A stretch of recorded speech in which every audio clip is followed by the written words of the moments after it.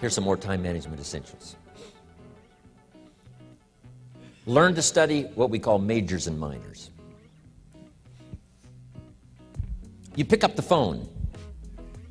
Here's what you must say when you pick up the phone. Is this a major conversation or a minor conversation? If it's minor, a few pleasantries and you're done. If it's major, maybe you've got to make a few notes. Here's what we learn in sales training. What's major time and what's minor time? Here's minor time, thinking about prospects. Here's minor time, making lists of prospects. Here's minor time, keeping books on prospects.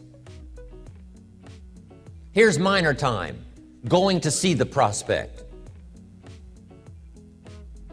Here's minor time, evaluating the prospect after you've been there. That's all minor time. Here's major time, in the presence of the prospect. That's major time. And if you took a look, if you're in sales and you took a look at a week, you'd say, my gosh, I'm spending 90% of my time on the minor stuff and so little time on the major stuff in the presence of. How many hours in the presence of in my day? How many hours in the presence of during my sales week? Because the time that really counts is in the presence of. Majors and minors. Here's another key time management essential. Don't mistake movement for achievement. It's easy to get faked out by being busy. Guy comes home at night all exhausted, falls in the chair and says, oh, I've been going. Here's the big question. Doing what? It's not the going. Some people are going, and they're doing figure eights. Their progress is small. So don't mistake movement for achievement. Here's another one in sales we learned. Don't mistake courtesy for consent. If somebody's pleasant and they nod, you say, oh, they're going to buy. No, they're courteous. You can't mistake courtesy for consent. Now, here's one of the most important ones. Don't play at work. Work is too serious. You don't want the reputation of being the office joker. It's not a good one. Yes, there's time for some pleasant stories. Yes, there's time for a little humor. Yes, best if it's a happy office, of course. But I'm telling you, you got to be serious about work because you're parting with a piece of your life for the work you do. Your work costs you a piece of your life. Here's what it's called. Serious business. Not grim, not unhappy, but serious. Key. Don't play at work. The old expression, I don't think we use it anymore, horse around at the office. Play around, play jokes, play tricks. No place, not at the workplace. At the beach, yes. At the bar, yes. Somewhere else, not work. You got to treat work with all due conservative passion because it's leading you to your future. Here's another key phrase. All work is good. You may not like your job, but if it's the stepping stones to get you to where you want to go, you got to appreciate your job. You don't have to have a passion for your job. Here's the ultimate passion, a passion for incredible success in every department of my life. That's the passion.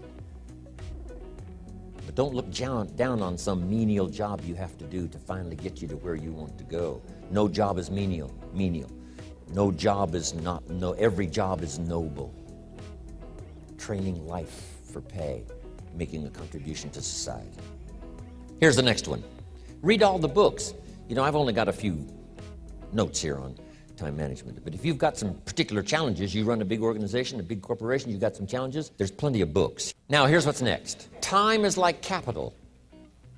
You can't let someone steal your seed corn, you can't let someone steal your capital, and you can't let someone steal your time. You must designate your time, and some of the time that you designate, you must not let anyone steal. Casual time, you might let someone intrude and steal a little bit and take a little bit, but not serious time. Next, learn to think on paper. Some ways to think on paper. One, we've covered one. Solving problems. Take it out of your head and put it on paper.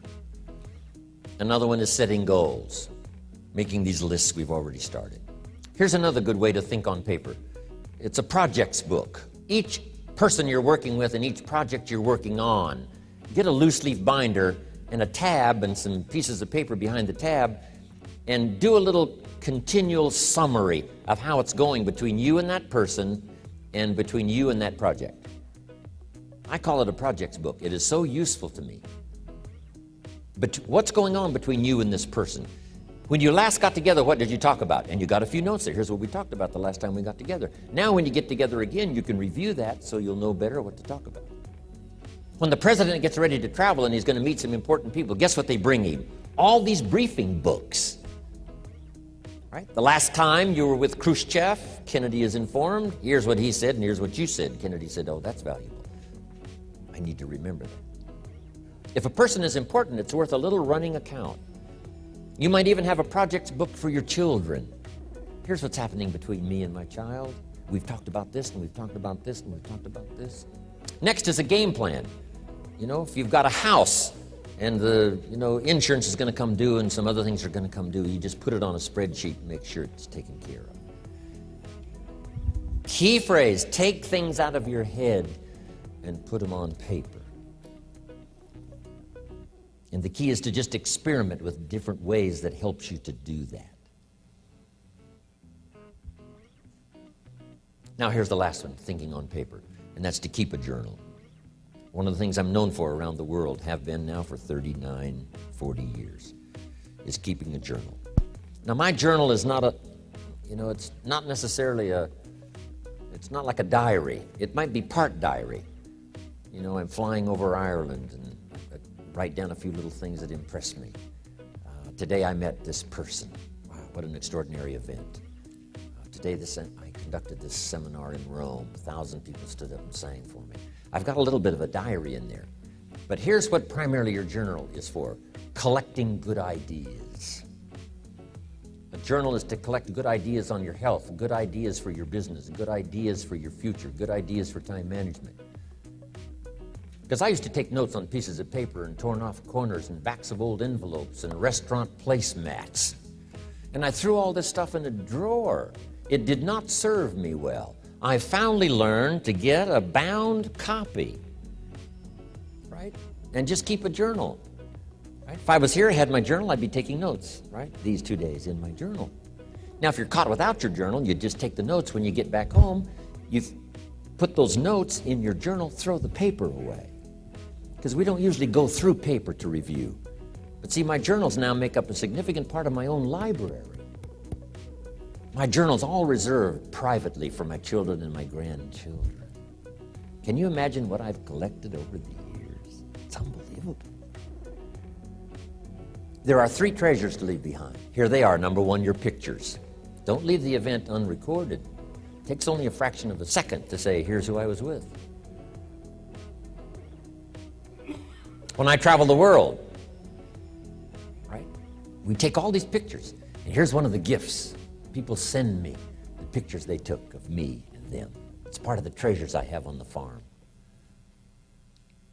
Incredible. A picture's worth 1,000 words to describe the scene, the emotion, what happened. Say, wow, this was an extraordinary day for me when I met these people. Here's what they told me happened to them when they went to my seminar 10 years ago. Wow, the drama comes back if you've taken the pictures.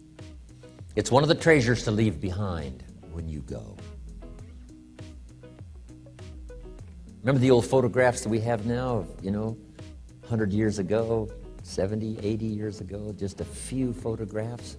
What would it be like if you had thousands of photographs of the past, of your history, your mother, your father, grandparents?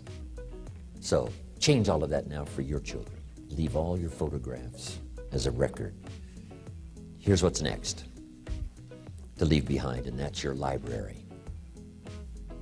The books that changed your life, the books that changed your health, the books that rescued you from oblivion, the books that you passed on to other people, they were so exciting for you, the books that made you financially independent, the books that developed your leadership, the books that gave you wisdom to ponder when things were tough, the books that got you through the winter, The books that helped you to plant in the spring and harvest in the fall.